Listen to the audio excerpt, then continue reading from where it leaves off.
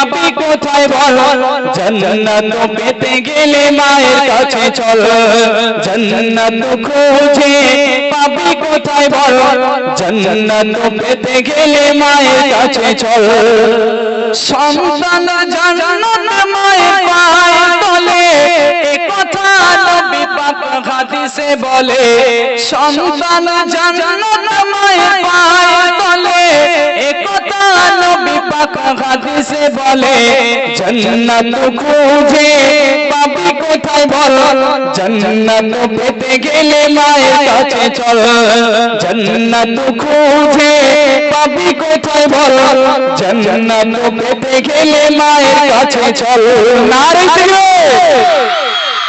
আচ্ছা এইবার তাকবীর কেমন হচ্ছে কথাই বলে টাকায় কাঠের তুলনা আছে তাই না এর তো একটা মূল্য আছে দর্শক তোমরা বারবার এরকম দেবে তাহলে আমি মোটামুটি সেইভাবে চালাবো প্রত্যেকবার আমি পুরস্কার দেব ঠিক আছে শুরু করছি আমি যখন বাড়ি থেকে আসলাম আমার মা বলছিল কোথায় যাচ্ছিস আমি বললাম যাচ্ছি সেই মাখলা বলে রাস্তার এক সাইড দিয়ে আসবি আবার এক সাইড দিয়ে যাবি আচ্ছা আমি যখন বাড়িতে যাব মা আমার পেটে হাত দিয়ে বলবে মাখলায় গিয়েছিলে কিছু খেতে দিয়েছিল কিনা আমি কমিটিদের বদনাম করব না এরা যথেষ্ট নাস্তা পানি দিয়েছে আচ্ছা বাড়িতে যদি আমার বউ থাকে বউ কি আমার পেট চেক করবে কি চেক করবে ভাই পকেট তুমি মাখলায় গিয়েছিলে কত দিয়েছে তাই বলো কাল সকালে একটু বসিরহাট যাব একটু ভালো শাড়ি কিনবো একটু বাপের বাড়ি যাব এটা আমাদের ঘরের বউদের ইচ্ছা এক এক করে নাম নয় আকারের মা সারা বিশ্বব্যাপী ছড়িয়ে আছে কেউ ভুলবেন না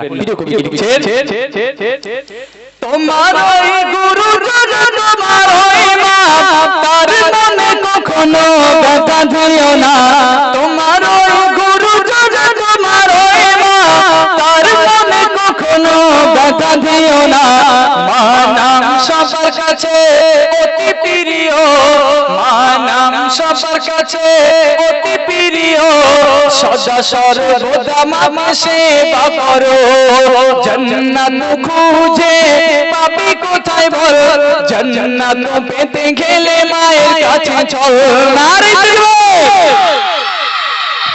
জাজমেন্ট ঠিক আছে হ্যাঁ আওয়াজ দেবে এখনো ওই না ঠিক আছে তারপর দেখুন আমরা যখন অসুস্থ হই না আব্বা কখন যাবে মার্কেটে ডাক্তারের কাছে ওষুধ আনতে তার মধ্যে মা ছোট্ট একটা কাপড় ভিজিয়ে আমাদের মতো সন্তানের কপালে দিয়ে দেয় যাতে করে সন্তানের জ্বরটা যাতে একটু কমে যায় তাই না জলপটি বলি আমরা এটা করে আমাদের বুঝতে হবে সন্তানের প্রথম ডাক্তার হলো তার মা আজকে যুবক জওয়ান ছেলেরা দিল্লি মিরাট সিরাট আহমেদাবাদে কাজ করে ফেসবুকে ভালো একটা পটিয়ে ফেলেছে মোটামুটি বিয়ে ও কমপ্লিট বউ হয়ে গেল মাকে ভুলে গেল এটা কখনো করলে হবে না যে মা আমাদের ছোটবেলা থেকে সেবা করেছেন আসুন কবি লিখছেন সন্তান যখন বিমারে পড়ে ডাক্তার হয়ে মা সেবা করে সন্তান যখন বিমারে পড়ে ডাক্তার হয়ে মা সেবা করে সেই মায়ের মনে তুমি ব্যথা দিও না সেই মায়ের মনে তুমি ব্যথা দিও না বউপে মাকে যেন ভুলে যেও না জান্নাত খুঁজে পাবি কোথায় বল জান্নাত পেতে গেলে মায়ের কাছে চল নারে তাকবীর। মায়েদের বড় বিরাট আনন্দ হচ্ছে তাই না পর্দার অন্তরালে আছে আনন্দটা হওয়া স্বাভাবিক এটা এপ্রিল পড়ে গেল তাই তো এপ্রিল পড়েছে মানে সব 1000 টাকা করে লক্ষ্মীর ভান্ডার ঢুকছে ডবল এমনি হবে কোনো অসুবিধা নেই আসুন ভাইরা ভাই আমি যখন ছোট ছিলাম আব্বা চলে যাচ্ছে কাজ করতে মাকে বলে যাচ্ছে দেখো দুপুর 12টার মধ্যে রান্না হওয়া চাই মাঝে মাঝে আমাদের বাড়ির হোম মিনিস্টার গুলো একটু হুকুম করে আমাদের গিন্নিগুলো তাই পালন করতে হয় নইলে হাই ঘুষি যদি একবার ঝেড়ে দেওয়ার রক্ষা নাই পুরো বাপের বাড়িটা নাস মা ভয় ভয় করে রান্না চাপিয়ে দিল আমি ছোট শাহাবুদ্দিন কাঁদছিলাম মা একটু ল্যাপলেজেন্ট টু দুলালের তাল মিষ্টি ভালো করে ফিটারে দিয়ে নাড়া দিয়ে আমার কাছে দিয়ে দিল আমি চোচো করে টানতে লাগলাম ঘুমিয়ে পড়লাম ফিটারটা পড়ে গেল নল কাটা ছিল কিছু দুধ পড়লো আচ্ছা দুধটা মিষ্টি না নোনতা একটু জোরে বলো মিষ্টি মিষ্টির গন্ধ কে আগে পায় পিঁপড়ে ও সমুন্দি যেখানে থাক দেওয়ালের গা বেয়ে এসে আমার নরম গায়ে কামড়াতে শুরু করে দিল আর আমরা জানি আমাদের মাঝে মাঝে ফ্রি ইনজেকশন করে কেউ বলতো পয়সা করি লাগে না, আমাদের বসিরহাট নিকিরি পাড়ায় খুব পাওয়া যায়। একদিকে মশার কামড়, অপরদিকে পিঁপড়ের কামড়, আমার ঘুম ভেঙে গেল। আমি চেঁচিয়ে উঠলাম, মা রান্না ছেড়ে দিয়ে চলে এলো। তরকারি ধরে লাগে আমার সন্তান কাঁদবে, এটা আমি সহ্য করতে পারবো না। একটু জোরে হয় না সুবহানাল্লাহ।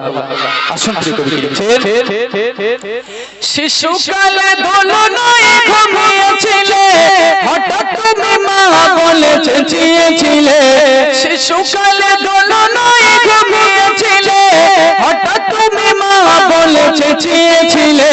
জননী মা তোমার ছুটে আসিল, জননী মা তোমার ছুটে আসিল। কপালেতে চুমা দিয়ে কোলে তুলিল। জান্নাত খুঁজে পাপি কোথায় বল, জান্নাত পেতে গেলে মায়ের কাছে চল। আরে পাশাপাশি তকবীর দিলে বলে দেবো না, এক জায়গায় বসে দিতে হবে, মদদানি দেখা যাবে। ঠিক আছে, আসো। এই অক্ষরের নাম নয়াকারের মা, এই মাকে আমরা কখনো গালি দেব না। যে মা 10 মাস 10 দিন গর্ভে ধারণ করেছিল, আল্লাহ রাসূল বললেন, একটা মহিলা যখন সন্তান প্রসব করতে যায়, এখন তো অধিকাংশ সিজার হয়, আমরা বুঝতে পারি না, কিন্তু নরমালিটি যে সমস্ত মায়েদের বাচ্চা হয়, এত কষ্ট রাসূল বললেন, ওই মহিলার একটা পা থাকে কবরের ভিতরে, আর একটা পা থাকে কবরের বাইরে, আধা মরা আধা জিন্দা। তাহলে কত কষ্ট। মায়ের সেই ছোট্ট গর্ভে আমাদের মতন সন্তানগুলোর জায়গা হয়েছিল। দুর্ভাগ্য, আজকে সেই সন্তানের 2-4 তলা বিল্ডিং এ সেই মায়ের জায়গা বলেন হয় না। আর ফেসবুকে তো এখন দেখছি অনেক সন্তান মাকে ধরে মারছে। আসুন প্রিয় কবি লিখছেন, মাকে কখনো গালি দিবে না, মায়ের দিলে কখনো ব্যথা দিবে না। মাকে কখনো গালি দিবে না, মায়ের মতো আপন কেউ হবে না। 10 মাস 10 দিন যার গর্ভে ছিলে, 10 মাস 10 দিন যার গর্ভে ছিলে, সেই মাকে কখনো যেও না ভুলে। জান্নাত খুঁজে পাপি কোথায় বল, জান্নাত পেতে গেলে মায়ের কাছে চল। নারী এইবার কিন্তু শেষ কলি, কোন কলি বললাম? শেষ কলি।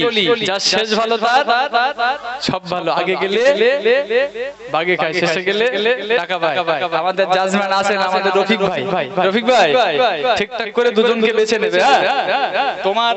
তোমার নিকটতম যে আমার ভাইয়ের ছেলে কি আমার ছেলে, রমজান দিও না, মার কি পিঠ বাজবে না বলো। যারা সঠিক পাবে দুজনকে দেবে মাশাআল্লাহ। তো আল্লাহ রাসূল বললেন, যে সন্তান তার আব্বা আম্মার মুখের দিকে নেক নজরে তাকাবে, রহমতের দৃষ্টি দিয়ে তাকাবে, মহান আল্লাহ তার আমল নামায় একটা মকবুল হজের সওয়াব লিপিবদ্ধ করে দেবে। একটু জোরে হয় না সুবহানাল্লাহ। আচ্ছা, মকবুল হজ মানে বোঝেন তো? মকবুল হজ মানে হ্যাঁ, যে হজটা অলরেডি আল্লাহর দরবারে কবুলিয়াত, এটা আমাদের খেয়াল রাখতে হবে। আমরা অনেকে আব্বা আম্মার মুখের দিকে নেক নজরে তাকাই, হজের সওয়াব পাওয়ার উদ্দেশ্যে নয়। আমরা অনেক সময় তাকাই যে এদিকে সব কমপ্লিট, ওদিকে বাপের বাড়ি যেটা আছে ওটাও নেওয়ার জন্য। আসুন শেষ সন্ধ্যে প্রিয় কবি কি লিখছেন, শেষ সন্ধ্যে তাকবীর যদি দিতে হবে দুজনকে আমি পুরস্কার দেব। প্রিয় কবি কি লিখছেন, নেক নজরে মায়ের দিকে তাকাবে, বাড়ি বসে হজের সওয়াব পাবে। নেক নজরে মায়ের দিকে তাকাবে, বাড়ি বসে হজের সওয়াব পাবে। শাহাবুদ্দিন মাকে যেন ভুলে যেও না, শাহাবুদ্দিন মাকে যেন ভুলে যেও না। মায়ের দিলে কখনো ব্যথা দিও না। জান্নাত খুঁজে পাবি কোথায় বল, জান্নাত পেতে গেলে মায়ের কাছে চল। সন্তানের জান্নাত মায়ের পায়ের তলে, একথা নবী পাক হাদিসে বলে। জান্নাত খুঁজে পাবি কোথায় বল, জান্নাত পেতে গেলে মায়ের কাছে চল। নারে তাকবীর। কোন দুজনকে দেব? ঠিক হয়েছে না? আরেকবার দেব? হ্যাঁ, আচ্ছা আরেকবার দেখি। 3 বার দেব। আল্লাহর নামে ধ্বনি একটু জোরে দিতে হবে, দিলে সওয়াব, তাই না? আর একটু খিদেও বাড়বে। একটু সবাই মিলে উচ্চ আওয়াজে আল্লাহকে সাক্ষী রেখে একটু তাকবীর দিই। নারে তাকবীর। আরো জোরে নারে তাকবীর, নারে তাকবীর। মাশাআল্লাহ। কোন দুজনকে নাম বলো? তামিম আর শাহানুর মোল্লা। মাশাআল্লাহ। দুজন উঠে এসো, দুই ভাইকে দুটো উপহার দেবেন আমার রফিক ভাই, যিনি জাজমেন্ট করেছেন। মাশাআল্লাহ। যাই হোক, আপনাদের কাছে আরো দুটো গজল শোনালাম, আপনাদের কাছে আরো গজল শোনাবো, কোনো অসুবিধা নেই। আর এমনি আগাগোড়াই বলা ভালো, আমি কোনো গানের সুরে গজল গাই না, কোথাও গানের সুরে গজল গাই না। এবং আপনারা দেখবেন বাংলায় অনেক শিল্পী গোষ্ঠী আছে, তাই না? অনেক শিল্পী গোষ্ঠীর নাম আছে। আমার শিল্পী গোষ্ঠীর একটা নাম আছে, কিন্তু আমরা হাইলাইট করি না।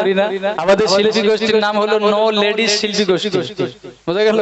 মানে কোনো লেডিস নেই, ঠিক আছে? এইভাবে যদি দাওয়াত হয় হবে, যাই যাবে, কোনো অসুবিধা নেই। আর এমনিতেও আমাদের ফেরদৌস ভাই জানেন আমার জলসার দাওয়াতটা বেশি, তারপরেও ভাইয়ের অনুরোধে এসেছি। সবাই ধীরে স্থিরভাবে বসুন, আপনাদের সামনে আবার গজল পরিবেশন করবেন এমডি শামসুজ্জামান, তারপর আবার আমরা আরাবুলকে নিয়ে আসবো। সবাই মিলে একটু মিলেমিশে উচ্চ আওয়াজে একটু তাকবীর দেন, নারে তাকবীর। মাশাআল্লাহ। প্রাইজ নেই, আওয়াজ